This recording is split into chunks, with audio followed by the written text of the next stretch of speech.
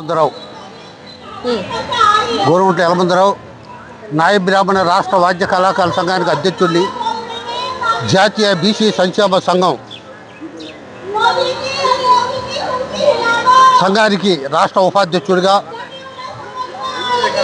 మన BJP party కార్యవర్గ సభ్యుడిగా నేను పనిచేస్తున్నాను. మన భారతదేశం స్వాతంత్రం వచ్చి 78 సంవత్సరాలు దాటినప్పటికీ బీసీల దాకా రాజ్యాధికారం రాకపోవటమే ఈ రోజున ఈ జంతర్ మంతర్ దగ్గర ఈ ధర్నా కార్యక్రమం చేపట్టడం జరిగింది. ఎందుకంటే మోడీ గారు చేసే పనులు చాలా చక్కగా ఉన్నాయి, చాలా బాగుంది, చాలా ఆనందంగా ఉంది. కానీ అది చివరిదాకా కూడా అందాలంటే తల్లి కూడా బిడ్డ ఏడితేనే తల్లి పాలిస్తుంది అన్నట్లుగా మేము ఆయన చెప్పడానికి మేము వేదికని ఇక్కడ ఈ జంతర్ మంతర్ దగ్గర ధర్నా ఏర్పాటు చేసాం.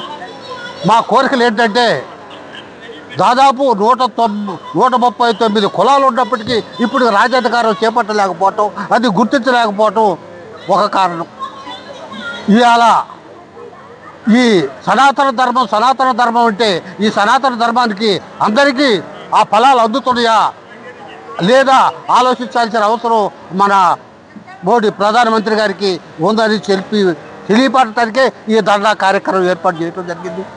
కనుక వారు మళ్ళీ 2029లో మళ్ళీ జరగబోయే ఎన్నికల్లో కనుక ఈ కులాలన్నిటి గురించి 139 కులాల గురించి ఆలోచించి ముందు కనుక తీసుకెళ్తే మళ్ళీ ఆయనే ప్రధానమంత్రి కావటానికి వారు వాడవాడల ప్రతి జిల్లా ప్రతి రాష్ట్రంలో కూడా వారి విగ్రహాన్ని అంబేద్కర్ కంటే కూడా ఎక్కువగా మేము ఆయన్ని పూజిస్తానికి ఈ కులాలన్నీ కూడా ఏకమవటానికి ఒక మంచి ఆలోచన మా కులాల్లో ఉంది.